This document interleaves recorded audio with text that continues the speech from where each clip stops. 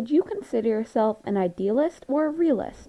Before you answer, let's take a look at some of the most famous Greek philosophers, Socrates, Plato, and Aristotle.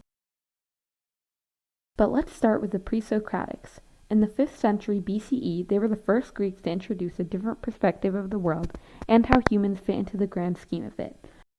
Unfortunately, no complete work they accomplished has survived to this day. Instead, people are dependent on later philosophers for fragments of their ideas.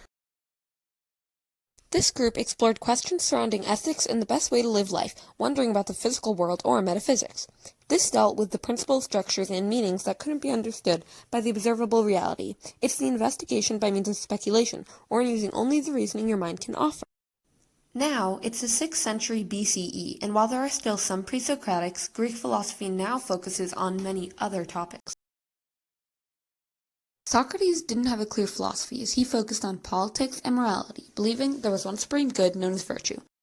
The virtues were courage, justice, prudence, and temperance. If obtained, would allow for complete happiness. He also believed morals are something that exist, are fixed, and can be defined, unlike Plato, which is realism, seeing the world as it is, which kind of sucks at times. In other words, he wanted all people to think rationally. He obviously didn't see those around him very highly, considering his views on democracy, feeling it was only as good as the education around it, meaning voting was a skill, and explained his reasoning by offering the famous example of the sweet shop owner and doctor running to become leader, stating if an election were to occur between them, the sweet shop owner would win every time, as people want ease. Simply put, there's a difference between an intellectual democracy and one given by birthright. Ironically, Socrates died due to democracy. But he also taught younger philosophers such as Plato, who created the first Western university and taught many of Greece's greatest minds, including Aristotle. Plato believed that beyond our imperfect world there was a perfect, unchanging world of forms, ideal versions of the things as well as concepts people are able to see around us. This heavily contrasted with his teacher's beliefs, as this way of thinking is idealism. Examples of forms would be the ideal tree, ideal love, or ideal building. Every person has their own twisted version of this, or imperfect copies. Plato deeply wanted to understand the perfect forms in order to better understand the misleading ones. He believed one should trust their reason, come to truth, rather than senses, feeling justice is an important aspect of this society. Due to his variety of views, he had an extremely large influence on philosophers and normies alike. When he proceeded to teach Aristotle, he passed on versions of his own thoughts. For instance, Aristotle believed in only 3 significant forms, 3 types of souls, animal, plant, and human, rather than in abundance. Being fascinated with practical wisdom, he wondered things such as what makes people happy. However, he also took ideas from Socrates, generally believing reality exists in the sensible world and can be known through a sense of observation. He also took that specific virtues allow people to be happy. These philosophers all spent time in ancient Athens, either teaching or learning, considering it was a popular area for new ideas, and had lasting impressions. Besides this, you most likely know a bit more about realism and idealism now, as well as the minds behind them. So I ask you again, would you consider yourself an idealist or a realist?